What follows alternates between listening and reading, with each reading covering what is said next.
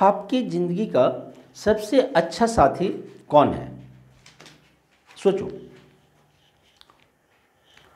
आप सभी के ज़िंदगी का सबसे अच्छा दोस्त, सबसे अच्छा साथी कौन है जो आपका हर जगह आपकी मदद कर सके? और वो है जो आपने सोचा वो नहीं है आपका दोस्त। आपका सबसे अच्छा साथी बेटा, और ये सिर्फ आपके लिए नहीं, हम सभी के लिए है, हमारा आत्मविश्वास, आपका आत्मविश्वास, सेल्फ कॉन्फिडेंस, ये सबसे सच्चा साथी, सबसे ट्रू फ्रेंड होता है। अगर ये है आपके पास, आप ज़िंदगी में कभी नहीं हार सकते। और अगर ये आपके साथ नहीं है तो जीतना मुश्किल होता है।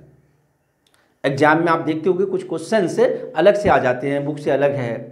हाँ, कभी आपने उस क्वेश्चन को देखा नहीं है। हाँ, चैप्टर वही रहेगा, फार्मूला वही यूज होने जो आपने पढ़ा है, कॉन्सेप्ट वही यूज होने हैं, लेकिन वो सवाल आपने कभी देखा नहीं है। अब देखते ही दो तरह के बच्चे होते हैं, एक देखते ही घबरा जाते हैं, अरे यार ये तो कभी देखा ही नहीं, पता नहीं कहाँ से पूछ दिया, बस उसकी कहानी खत्म है वहीं पे। और एक अरे यार ठीक है, ये तो इस चैप्टर का है, पता नहीं, देखते क्वेश्चन पढ़ते हैं। वो क्वेश्चन पढ़ना शुरू किया, 2 बार 3 बार क्वेश्चन पढ़ा, क्वेश्चन का मीनिंग समझा, उसको तोड़ने की कोशिश करा, मतलब कॉन्फिडेंस है उसके अंदर, सेल्फ कॉन्फिडेंस है, वो कर रहा है और लास्टली वो कर भी लेगा। ठीक है, तो बेटा कॉन्फिडेंस होना, आत्मविश्वास होना, सेल्फ कॉन्फिडेंस, ये बहुत ज़रूरी है ज़िंदगी में सफल होने के लिए। एक छोटी सी कहावत भी है, मन के जीते जीत है, मन के हारे हार। अगर हमारा आत्मविश्वास ही नहीं है कि हम कुछ कर सकते हैं तो कभी ज़िंदगी में नहीं कर सकते, नेवर। बट अगर हमें सेल्फ कॉन्फिडेंस है, ओवर कॉन्फिडेंस भी नहीं होना चाहिए, सेल्फ कॉन्फिडेंस है कि हम ये कर सकते हैं, हाँ, ट्राई टू डू इट, तो फिर वो काम पूरा हो के रहेगा। और अभी तो एग्ज़ाम का टाइम है, आपके अंदर कॉन्फिडेंस पूरी तरह से आप भरा होना चाहिए, सेल्फ कॉन्फिडेंस होना चाहिए कि हाँ हम ये भी करेंगे, ये भी करेंगे। मैं प्रभास सर आप सभी का मोस्ट वेलकम करता हूं अपने YouTube channel math bye Prabhas sir में। सबसे पहले बेटा मिनी सॉरी, बहुत बहुत सॉरी मैं बोल रहा हूं आप लोगों से, क्योंकि वीडियो लाने में काफ़ी लेट हो गया है और एग्ज़ाम का टाइम है, तो मैं बिजी भी आप ही लोगों के साथ हूँ क्लासेस में। नाउ हमने आज जो वीडियो ला रहे हैं हम लोग, वो है area related to circle, area related to circle, 10th class के लिए बहुत इंपॉर्टेंट टॉपिक है। 2 क्वेश्चन आ जाते हैं पेपर में इससे, और बहुत इजी है। लेकिन यहाँ पर मैं आपको गारंटी दे रहा हूँ कि आपने जो कॉन्सेप्ट पढ़ा है, मैं थोड़ा तो कॉन्सेप्ट आपका चेंज कर ही दूंगा। और मैं जो अभी बताने जा रहा हूँ शायद आपने नहीं देखा होगा, ये 1 शॉर्ट वीडियो में मैं कंप्लीट कॉन्सेप्ट कर दूंगा बेटा एरिया रिलेटेड टू सर्कल का।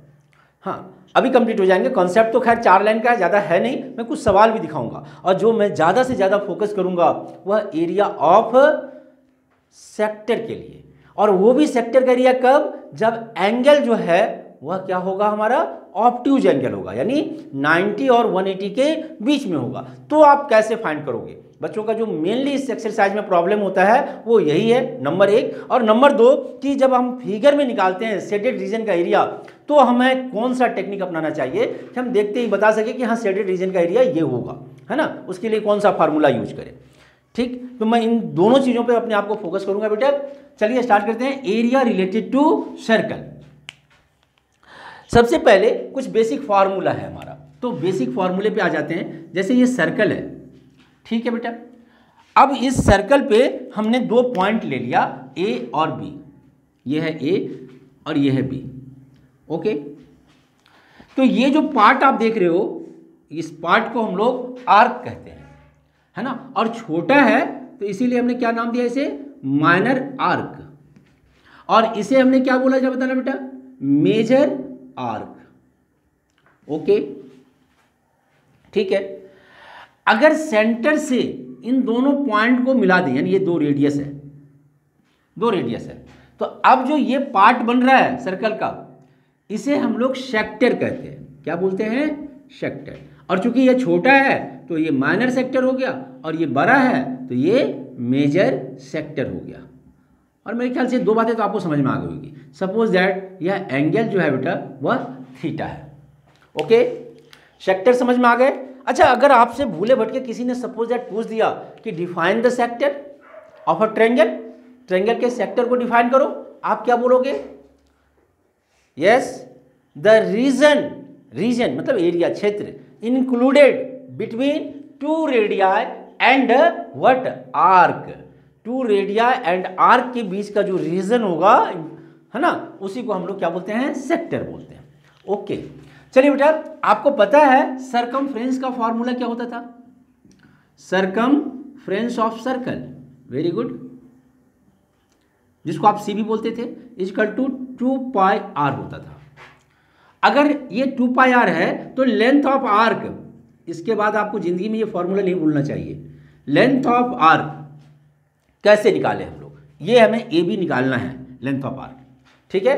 तो कैसे फाइंड करें? बहुत सिंपल है। ये सरकमफ्रेंस जो 2πr है हमारा, वो पूरे एंगल के लिए, और पूरा एंगल कितना डिग्री है? 360 डिग्री।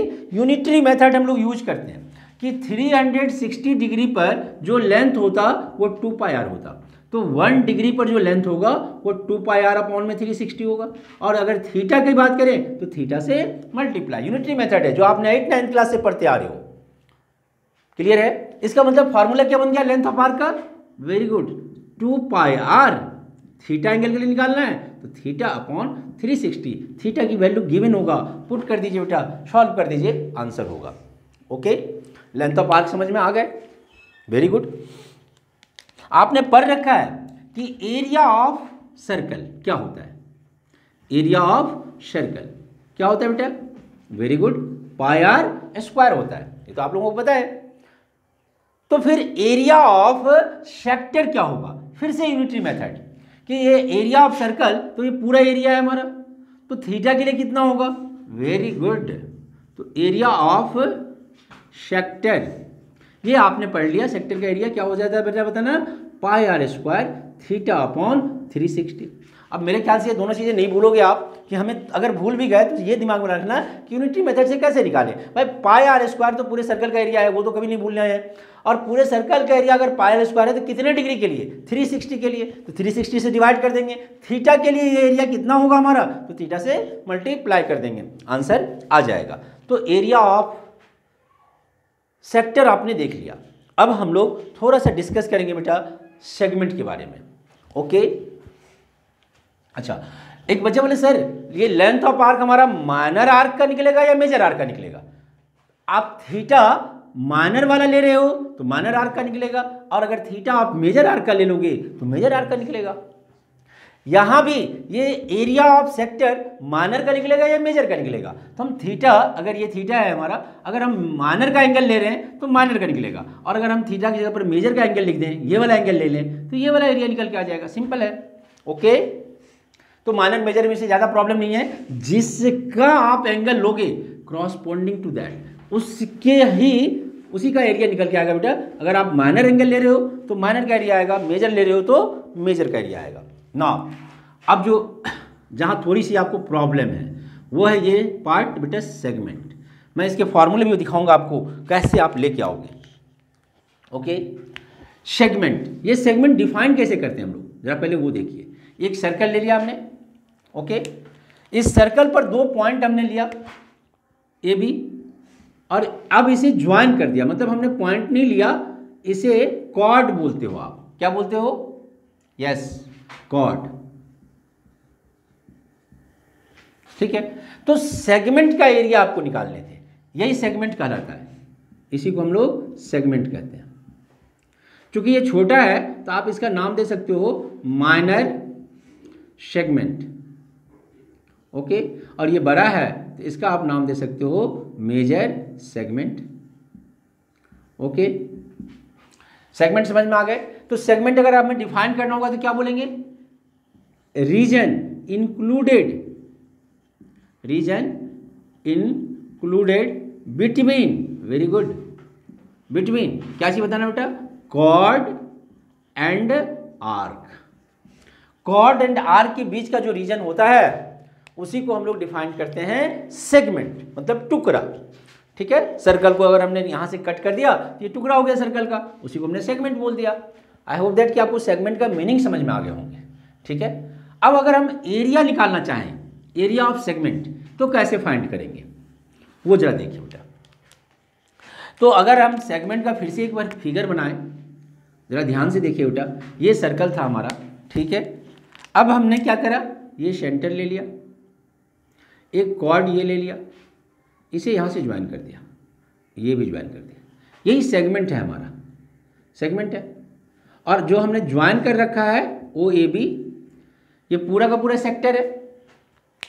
तो सेक्टर में से अगर हम ट्रायंगल माइनस कर दें तो सेगमेंट बचेगा। Very good. तो फॉर्मूला यही है बेटा, area of segment, area of segment is equal to क्या होगा जरा बताना बेटा, area of sector minus area of triangle. ठीक है।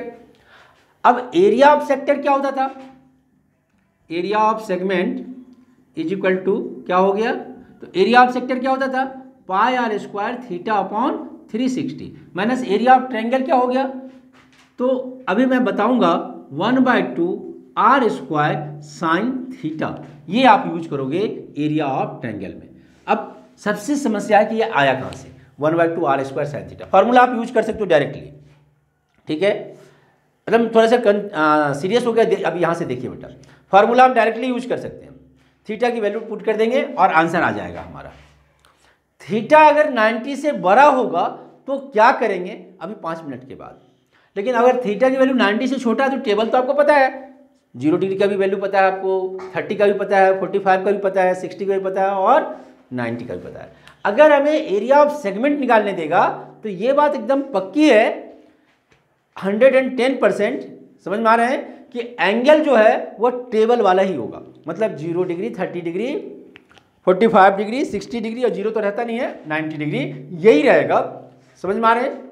हाँ, इसके आगे देगा इनके बीच में, जैसे मान लीजिए 50 डिग्री या 40 डिग्री, ऐसा नहीं होगा अगर हमें एरिया ऑफ सेगमेंट निकालना है, क्योंकि 40 डिग्री का साइन 40 का वैल्यू तो आपको पता नहीं है, तो ऐसा देगा भी नहीं। इसका मतलब है कि वह ऐसा ही वैल्यू देगा जो आपको डायरेक्टली फाइंड आउट हो जाए साइन थीटा का, जिसका टेबल आपको पता है। और पता ही आपको साइन 0 0, साइन 30 1/2, साइन 45 1/√2, साइन 60 √3/2 और साइन 90 1 होता है। ओके, तो चलिए बेटा, अब हम आपको ये दिखाने जा रहे हैं कि ये एरिया ऑफ ट्रायंगल निकाला कैसे है। तो फिर से हम एक बार ट्रायंगल बना लेते हैं। यही है ट्रायंगल, ये आर था रेडियस, ये आर था, तो यहाँ भी ये आर होगा और ये आर होगा। ये एंगल थीटा था, ये ओ है और ये ए है, ये बी है। आई होप दैट कि यहाँ तक तो आपको समझ में आ गए होंगे। यहाँ तक तो मैंने कुछ नहीं किया। अब क्या करते हैं, ए से ओ बी पर एक परपेंडिकुलर ड्रॉ कर देते हैं जिसका नाम पी है। आर तो पूरा था ही हमारा ये। ओके, ठीक है, ठीक है। तो अब in triangle O A B में आ गए, ओ ए बी में। जरा याद करो बेटा, साइन थीटा इक्वल टू क्या होता था, परपेंडिकुलर बाय बेस। अगर ये थीटा लोगे, परपेंडिकुलर कौन सा होगा बेटा आपका, ए पी होगा। Very good. और हाइपोटेनियस, सॉरी बेटा, परपेंडिकुलर बाय हाइपोटेनियस, और हाइपोटेनियस कौन होगा, तो 90 ए है, तो हाइपोटेनियस कौन सा हो जाएगा, O A. Therefore A P is equal to O A sine theta हो गया। Okay, O A sine theta, very good है। और ओ ए साइन थीटा, तो ओ ए तो रेडियस है हमारा, तो ये कितने के बराबर हो गया, आर साइन थीटा के इक्वल हो गया। Okay, very good. अगर ये आर साइन थीटा हो गया तो एरिया ऑफ ट्रायंगल क्या होता था, area of triangle O A B is equal to 1/2 into base into height है, base into height. Very good. तो 1/2 तो ठीक है, और हम बेस ओ बी बोल देते हैं। अगर बेस ओ बी बोल दिए तो हाइट हमारा ए पी हो गया, कोरस्पॉन्डिंग हाइट होता है। ठीक है, तो ये 1/2 तो ठीक है, और ओ बी की वैल्यू कितनी है, आर इंटू ए पी की वैल्यू अभी अभी आपने निकाला था आर साइन थीटा, तो इंटू में आर साइन थीटा। देखो बेटा आ गया area of triangle 1/2 r square sine theta. Okay, ठीक है, यहां तक दिख रहा है। ओके, अगर आपको यहां तक समझ में आ गए हैं, एरिया ऑफ ट्रायंगल निकालना आपने सीख लिया, फॉर्मूला मैंने ड्राइव करके दिखाया आपको। मैंने आपसे बोला है कि आप डायरेक्टली वैल्यू थीटा की यहाँ पे पुट कर सकते हैं, कोई प्रॉब्लम नहीं है। लेकिन अगर आप एरिया ऑफ ट्रायंगल अलग से निकाल के दिखा दो, एरिया ऑफ सेक्टर अलग से निकाल के दिखा दो और फिर माइनस कर दो बेटा, तो और अच्छी बात है। और तब एरिया ऑफ ट्रायंगल जब अलग से निकालोगे तो आप इन्हीं चीज़ों को यूज करोगे। सब कुछ ऐसे ही लिखना, यहाँ पे लाके वैल्यू पुट कर देना, आ गया आंसर। एरिया ऑफ ट्रायंगल और एरिया ऑफ सेक्टर की अगर बात करें तो वो तो आपको पता ही है, pi r square theta upon 360। अब area of sector minus area of triangle equal to area of segment हो गया। आई होप दैट कि यहाँ तक तो आपको समझ में आ गए होंगे। अब एक बच्चा बोला कि सर ठीक है, ये तो हमने माइनर सेगमेंट निकाला, अगर हमें मेजर सेगमेंट निकालना होता तो कौन सा फार्मूला यूज करते। ध्यान रखिएगा, यहाँ पर थीटा चेंज नहीं होता और यहाँ पर मेजर सेगमेंट का एरिया निकालने का कोई फार्मूला नहीं है। ठीक है, कोई फार्मूला नहीं है। तो बोलेंगे फिर कैसे निकालेंगे, निकालेंगे ही नहीं क्या, पेपर में नहीं आएगा क्या, एकदम आएगा, खूब आएगा, खूब आता है। तो एक और फार्मूला बन गया हमारा area of major segment, area of major segment. अब ये एरिया ऑफ मेजर सेगमेंट क्या होगा हमारा, ये जरा सोचिए। तो area of major segment is equal to area of circle, area of circle minus area of minor segment. Minor segment निकाल लिया आपने, और सर्कल में से आप माइनर सेगमेंट माइनस कर दोगे तो मेजर सेगमेंट ही बचेगा और कुछ नहीं बचेगा। समझ में आ गए। Area of major segment is equal to area of circle minus area of minor segment. Minor segment उसमें से माइनस कर देंगे तो एरिया ऑफ क्या बच जाएगा बेटा हमारा, मेजर सेगमेंट हो जाएगा। मेरे ख्याल से आपको फार्मूला भी समझ में आ गए होंगे। Okay, very good. अगर समझ में आ गए तो हम लोग आगे बढ़ते हैं और आगे में क्या है अब वो देखते हैं। ठीक है, तो क्या करें हम लोग। अब मैं आपको ये बताने जा रहा हूं बेटा कि ये सर्कल है हमारा। अब इस सर्कल को कैसे करेंगे, क्या करेंगे, वो मैं देखता हूं, बताता हूं अभी।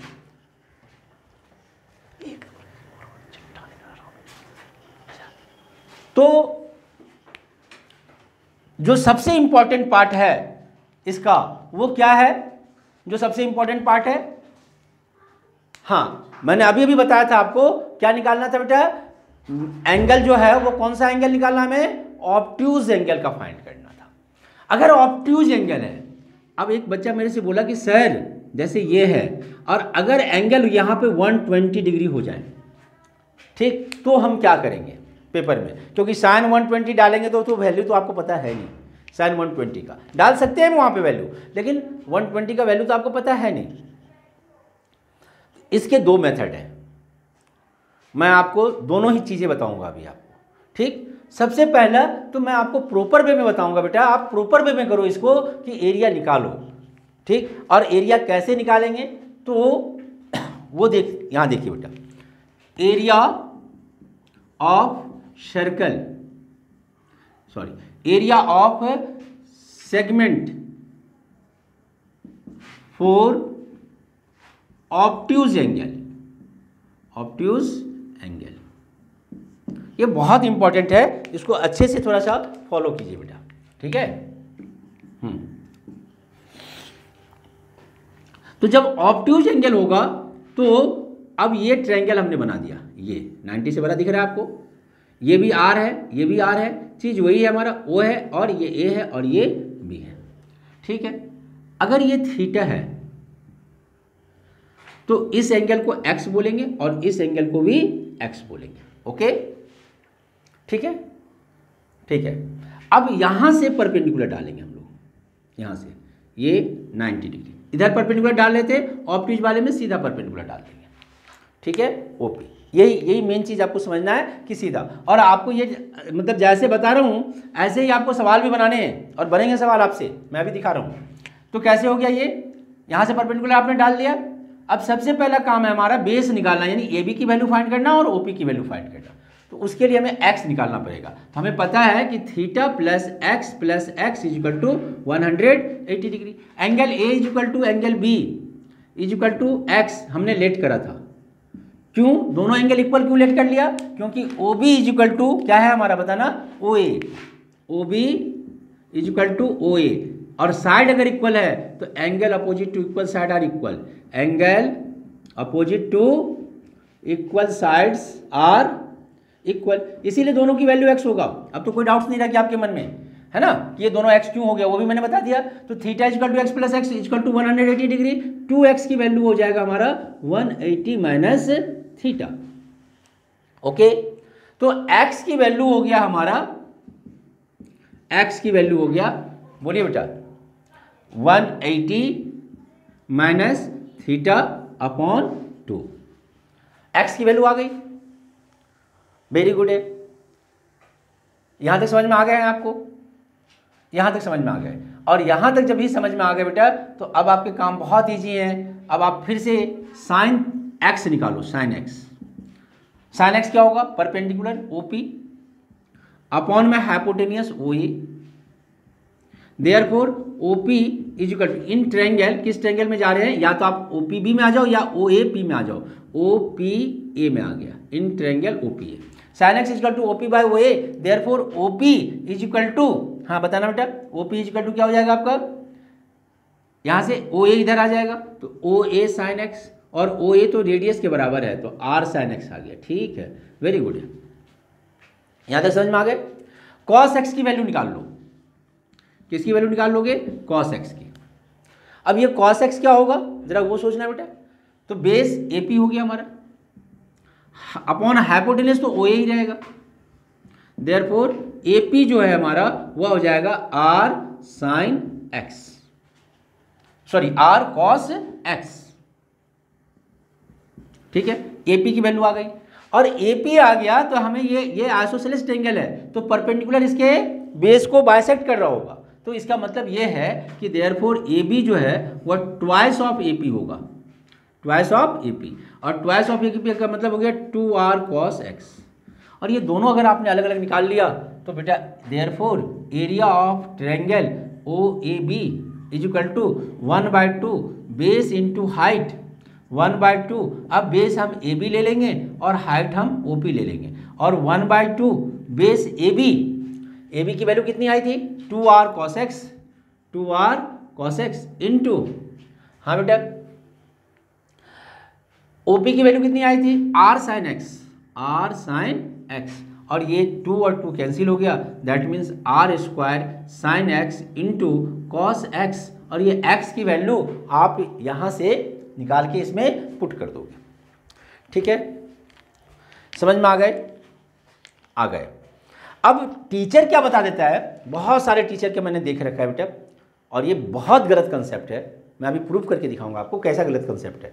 वो बोल देते हैं कि बच्चों को यदि ये हार्ड लगे ना तो ऐसा कर लेना कि जो एंगल दे रखा है उसका हाफ लेके यहाँ पर साइन एक्स और कॉस एक्स, मतलब साइन थीटा और कॉस थीटा पुट कर देना। दैट मीन्स ये जैसे 120 दे रखा है, 120 दे रखा है, तो बोला यहाँ साइन 60 और कॉस 60 डाल देना, हाफ कर देना उस एंगल का।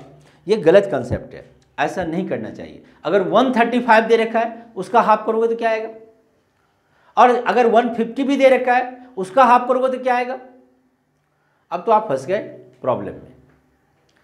ठीक है, तो करना क्या है आपको, ऐसे ही सॉल्व करने बेटा, इससे आपका एरिया फाइंड आउट हो जाएगा।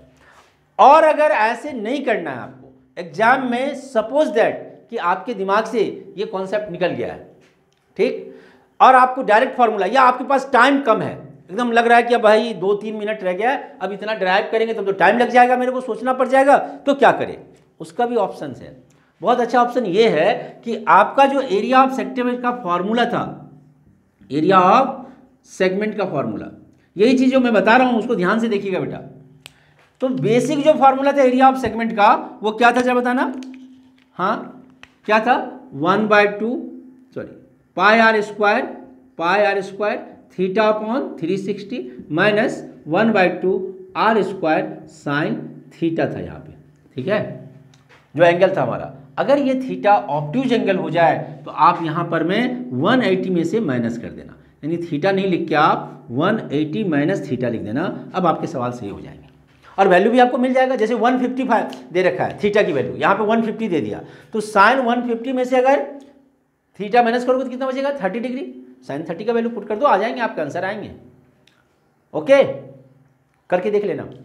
अगर आपने मान लो यहाँ पर मैं 135 दे रखा है, अब हाफ एंगल तो करना नहीं हमें, तो 135 दे रखा है, तो क्या करोगे, 180 में से 135 माइनस कर देना, तो कितने बचेंगे 45, साइन 45 का वैल्यू पुट कर देना बेटा, आपके आंसर आ जाएंगे। अच्छा लगा? ये काम तब करना जब आपके पास टाइम कम रहे या एकदम फॉर्मूला दिमाग में नहीं जा रहा है, नहीं बन रहा है, तब आप ये काम करना। अदरवाइज आप सेपरेटली एरिया ऑफ ट्रायंगल निकाल देना बेटा, ठीक है। अगर आप डायरेक्टली ये काम करते हैं तो हो सकता है टीचर आपका 1 नंबर काट ले, क्योंकि ये जो फॉर्मूला मैं आपको दे रहा हूँ ये आपके 10th क्लास का 180 माइनस थीटा जो हमने साइन थीटा को रिप्लेस करके लिखा है वो आपके 10th क्लास का फॉर्मूला नहीं है, वो 11th क्लास के फार्मूले।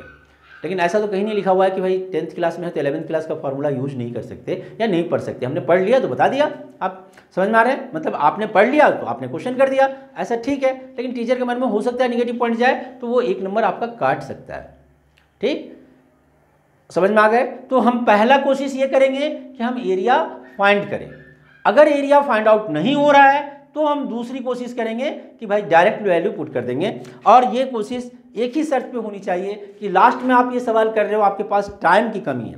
ऐसे जहाँ तक मेरा मानना है कि अगर आपने मैथ में प्रैक्टिस कर रखा है बेटा तो टाइम टू टाइम ही टाइम रहता है पेपर में, टाइम की मैथ में कोई कमी नहीं होती है ना। इतने क्वेश्चंस रहते हैं कि बच्चा आसानी से उसे 2 आवर 2.3 मतलब 2.5 आवर में पेपर कंप्लीट कर लेता है ना। उसे आधे घंटे सफिशिएंटली मिल जाते हैं रिवीजन करने के लिए। चलिए तो मैं अभी आपको अब एक क्वेश्चन बना के दिखाता हूँ बेटा इसी पर मेजर पे। तो जैसे ये एक सर्कल लिया मैंने, ठीक है, और एंगल हमें बोल रखा है 120 डिग्री है, भी आपकी बुक में सवाल भी है 120 डिग्री। अब रेडियस तो हम कुछ भी ले सकते थे, ऐसा कोई ज़रूरी नहीं है कि हम क्या लें। चलिए हमने रेडियस जो है वो 10 ले लिया और क्वेश्चन में बोल रखा है यूज, ये बात ध्यान रखना कि पाई की वैल्यू यूज करने के लिए दे रखा है या नहीं दे रखा है, 3.14 बोल रखा है उसने, ठीक है। अगर 3.14 बोला तो 3.14 ही यूज करेंगे, 22/7 नहीं करेंगे। और कुछ नहीं बोलेगा क्वेश्चन में तो 22/7 यूज करते हैं। ओके ओके, तो बोला फाइंड द एरिया ऑफ, चलिए अब थोड़ा चेंज कर देते हैं हम लोग, मेजर सेगमेंट का निकाल लें। अब आप बोलोगे सर अभी तो आपने माइनर सिखाया ही नहीं, मेजर क्यों सिखा रहे हो? बेटा पहले माइनर ही निकालने पड़ेंगे, मेजर सेगमेंट भी भूलेगा तो मेजर सेगमेंट का कोई फार्मूला ही नहीं होता, तो हमें पहले माइनर ही निकालने पड़ेंगे, इसीलिए पहले माइनर का निकालेंगे। चलिए तो area of minor segment of corresponding figure, मतलब यही रेडियस वगैरह दे दिया आपको ये क्रॉसपॉन्डिंग फिगर के लिए, ठीक है। इसका मतलब हमें इस पार्ट का एरिया निकालना है, तो हम सबसे पहले क्या निकालेंगे, एरिया ऑफ, यस, OAB। तो एरिया ऑफ माइनर सेगमेंट, और area of minor segment is equal to क्या होता है, तो area of sector minus area of triangle, ठीक है। अब आप जब भी ऑब्ट्यूज एंगल है तो डायरेक्ट फार्मूला यूज नहीं करेंगे, ठीक, तो अलग अलग निकालेंगे। तो now area of sector is equal to क्या होता है formula, very good, pi r square theta upon 360। Pi की वैल्यू कितना हो 3.14, r की वैल्यू कितनी 10 का स्क्वायर, थीटा की वैल्यू कितनी 120 अपॉन 360, वेरी गुड, यहाँ तक ठीक है। 120 अपॉन 360 का मतलब क्या 3, और ये 100, तो 100 का मतलब 314/3 सेंटीमीटर स्क्वायर, ठीक है। अब एरिया ऑफ ट्रायंगल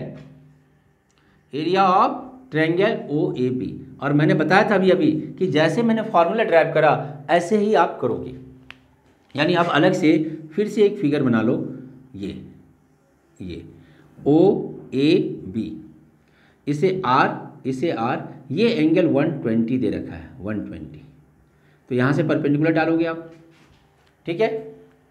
तो हम लोग बोले इन ट्रायंगल OAB क्या है, OA is equal to OB, therefore angle A is equal to angle B is equal to X बोल दिया, लेट कर लिया, angle opposite to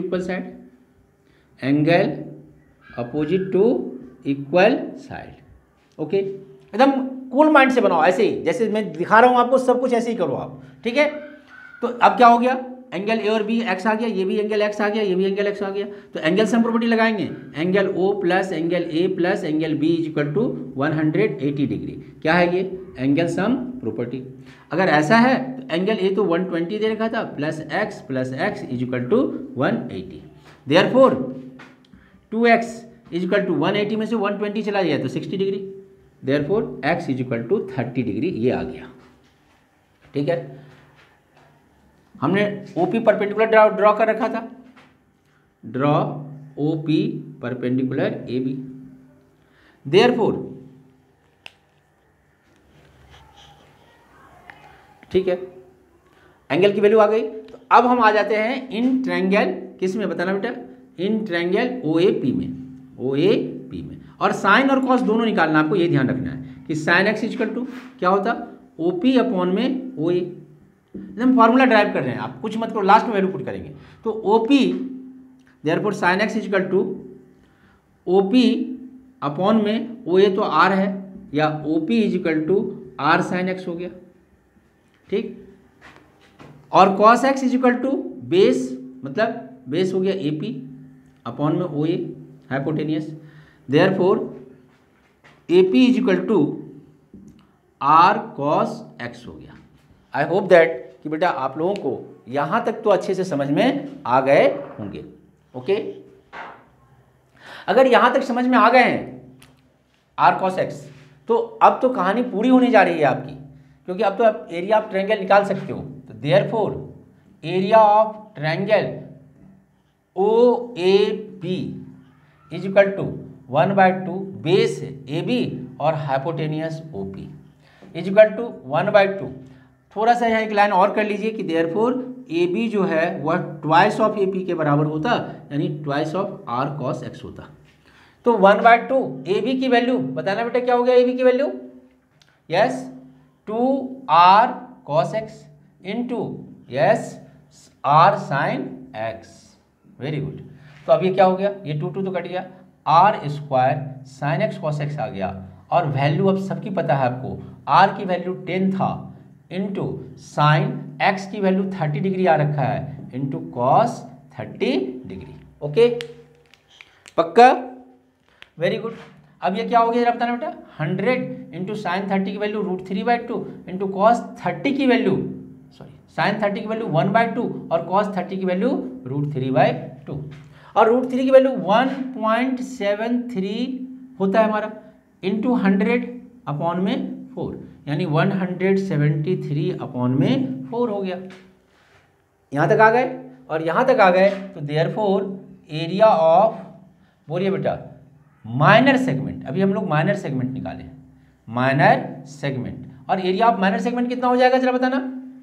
yes, formula यहाँ पे था आपका, क्या चीज़, area of sector minus area of triangle. और एरिया ऑफ सेक्टर आपने निकाल लिया था 314/3, 314/3 माइनस 173/4, और इसे सॉल्व कर दीजिए बेटा, ये आपके आंसर आ गए। सॉल्व करने आते हैं आपको, सॉल्व कर दीजिए। 3 × 1 = 3, फिर 0 14 है, 3 × 4 = 12, 13 14 2 हो गया 67.67 माइनस 4 से मल्टीप्लाई कर दिए, 4 4 = 16, 117, 13 4 2 = 12, 113, 110 4 2 = 8 और 2 25 42.25। और माइनस कर दोगे बेटा तो 7 में से 5 गया 2, 6 में से 2 गया तो 4, पॉइंट तो ठीक है, 4 में से 2 गया तो 2, और 10 में से 4 गया तो 6, यानी 62.42 सेंटीमीटर स्क्वायर, या मीटर में दे रखा है तो मीटर स्क्वायर। यह आंसर नहीं है, क्योंकि क्वेश्चन में हमसे बोला था मेजर सेगमेंट निकालने, हमने तो अभी माइनर सेगमेंट निकाला है। ओके, तो therefore area of major segment, अब लास्ट पार्ट है बेटा, एरिया ऑफ मेजर सेगमेंट। क्या हो गया एरिया ऑफ मेजर सेगमेंट, बताना जरा सा। Very good, area of circle minus area of minor segment, area of minor segment. I hope that कि आपको समझ में आ गए होंगे बेटा, है ना। अब क्या हो गया, एरिया ऑफ मेजर सेगमेंट की वैल्यू कितनी हो गई जरा बताना, ये है। और एरिया ऑफ सर्कल क्या होगा, तो πr² माइनस 62.42, और पाई की वैल्यू 3.14, आर की वैल्यू 10 का स्क्वायर माइनस 62.42, यानी कि ये हो गया 314 माइनस 62.42, माइनस कर दिया आप। बाकी तो आपको आता है बेटा 8, 9 में से 4 जाएगा तो 5 पॉइंट, ये 3 में से 2 गया तो 1, और ये 11 में से 6 गया तो 5, 251.58 सेंटीमीटर स्क्वायर, ये कंप्लीट आंसर हो गया। आई होप दैट कि आप सीख गए होंगे। अब मैं आपको ये दिखाता हूँ कि अगर पेपर में सपोज दैट आपको ये दो बातें हैं, एक तो टाइम का शॉर्टेज है बेटा, कोशिश टू प्रैक्टिस तो आपको पूरा करके जाना है और टाइम का शॉर्टेज नहीं होगा, ठीक है। अगर टाइम का शॉर्टेज है तो नंबर 1 कंडीशन, और नंबर 2 कंडीशन कि हम एकदम भूल गए, नहीं है दिमाग में, तो क्या करोगे वो मैं बता रहा हूँ आपको, छोड़ के मत आना प्लीज़। इतना कराने के बाद भी अगर आप छोड़ के आए तो मेरे लिए ये बेकार की चीज़ें हो गई और सारा मेहनत पानी में चला गया, तो छोड़ के मत आना बेटा प्लीज़। अब क्या करोगे आप, अगर ये 120 है, कुछ नहीं दिमाग में काम कर रहा है तो ये करो, ये फार्मूला तो आपको याद रहेगा, एरिया ऑफ सेगमेंट, है ना। और ये फार्मूला आपका आपने याद कर रखा क्योंकि सारे सवाल में यूज करोगे। क्या होता है जरा बताना बेटा, pi r square theta upon 360 minus 1/2 r square sine theta, 1/2 r square sine theta होता था, यही होता था आपका। लेकिन अब आप क्या करोगे यहाँ पे कि साइन थीटा नहीं लिख के, फार्मूला यही था, सिर्फ एक चेंजिंग कर दोगे फार्मूले में ही कि 180 माइनस थीटा करोगे और वो वही रहेगा, आंसर में कोई दिक्कत नहीं है ना, 180 माइनस थीटा, ठीक है। इसका मतलब हो गया, अब बोलो बेटा पाई की वैल्यू, हाँ बोलो 3.14, ठीक है। आर स्क्वायर टेल का स्क्वायर, ठीक है। थीटा की वैल्यू 120 अपॉन 360, ठीक है, माइनस 1/2 आर स्क्वायर मतलब 10 का स्क्वायर इंटू, और मैंने बोला था साइन 180 में से थीटा 120 माइनस कर दो तो साइन 60 हो गया ये, ओके। ये हो गया 3 आ जाएगा तो 3.14 अपॉन में 3 माइनस 1/2 इंटू 100 इंटू साइन 60 बचा, ये बचा ना, माइनस करके जो आएगा वही होगा 3.14/3 माइनस 1/2 इंटू 100 इंटू साइन 60 की वैल्यू, बहुत अच्छा, वेरी गुड है। साइन 60 की वैल्यू कितनी होती है, √3/2, ठीक है। अगर √3 की वैल्यू 1.732 ले लें हम लोग तो 3.14 अपॉन में 3 माइनस 100 इंटू 1.73 अपॉन में 4, मतलब 3.14 अपॉन में 3 माइनस 173 अपॉन में 4, ये सेम चीज़ तो आ गया। तो इसके आगे बाकी तो कैलकुलेशन यही है हमारा, नहीं आ गया, वेरी गुड। तो ये चीज़ें आपको समझ में आए, बट बी केयर कि ये फार्मूला लगाने से पहले आप ये देख लो कि आपके पास टाइम एकदम नहीं है, तब डायरेक्टली ये करो। अगर आपके पास बेटा टाइम है तो आप एरिया ऑफ ट्रायंगल जैसे मैंने अभी निकाल के दिखाया अलग से 110% आप वैसे ही निकालो, एक भी नंबर कटने के चांसेस आपके नहीं रहेंगे, ओके, ठीक है। समझ में आ गया बेटा।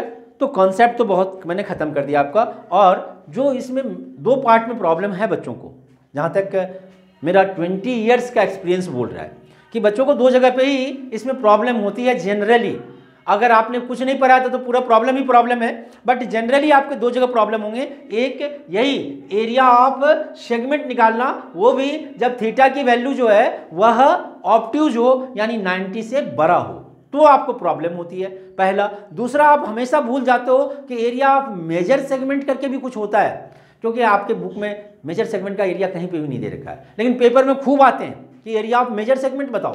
तो एरिया ऑफ अगर एक जगह एक क्वेश्चन में है ना, तो एरिया ऑफ मेजर सेगमेंट कैसे निकालेंगे, बहुत ईजी है। एरिया ऑफ ट्रायंगल निकाल के, sorry area of minor segment निकाल के सर्कल में से माइनर सेगमेंट को क्या कर देंगे, माइनस, मेजर सेगमेंट आ जाएगा, उसका अपना कोई फार्मूला नहीं होता। और जो लास्ट प्रॉब्लम का आपका अड्डा है जहां पर आप रोकते हो थोड़े बहुत, वो है शेडेड रीजन, कि शेडेड रीजन कैसे समझेंगे कि कौन से शेडेड रीजन का कौन सा एरिया हमें कब फाइंड करना है। और इस शेडेड रीजन के एरिया के लिए बेटा हम लोग नेक्स्ट वीडियो का इंतजार करेंगे, बहुत जल्दी 1 से 2 दिन के अंदर मैं आपको एरिया ऑफ शेडेड रीजन निकालना सिखाऊंगा। आई होप दैट बेटा कि ये वीडियो आपको बहुत अच्छा लगा होगा, और ये वीडियो वास्तव में आपके बहुत काम के हैं, ठीक है, मेजर सेगमेंट निकालने के लिए। कुछ है एक्स्ट्रा कॉन्सेप्ट भी मैंने आपको दे रखा है, प्लीज़ एंड प्लीज़ अगर आपको अच्छा लगा होगा तो आपके जितने भी दोस्त हैं बेटा, आप उनको शेयर कर दीजिए और उन्हें भी बोलिए चैनल को सब्सक्राइब करने के लिए। जस्ट लाइक आप इसे ट्यूशन फीस ही मान लीजिए, कोई पैसा नहीं देना है आपको और घर बैठे पढ़ाई भी हो रही है आपकी। तो बेटा प्लीज़ एंड प्लीज़ आप तो चैनल को सब्सक्राइब कर ही रखें, दोस्तों को भी बोलिए सब्सक्राइब करने के लिए। उसका फ़ायदा 11th में मैं काफ़ी देने वाला हूँ आप लोगों को, ठीक है। प्लीज़ बेटा इसे शेयर कीजिए दोस्तों के साथ और उनको बोलिए सब्सक्राइब करने के लिए, और लाइक का भी बटन जो होता है दबा दिया कीजिए। Okay, all the best. बहुत जल्दी मैं आपके लिए वीडियो लेके आऊँगा एरिया रिलेटेड टू सर्कल का ही, जिसमें शेडेड रीजन का एरिया फाइंड करना होगा और कुछ बहुत अच्छे अच्छे सवाल, कुछ प्रीवियस ईयर के सवाल भी मैं उसमें बताने वाला हूँ। Okay, all the best.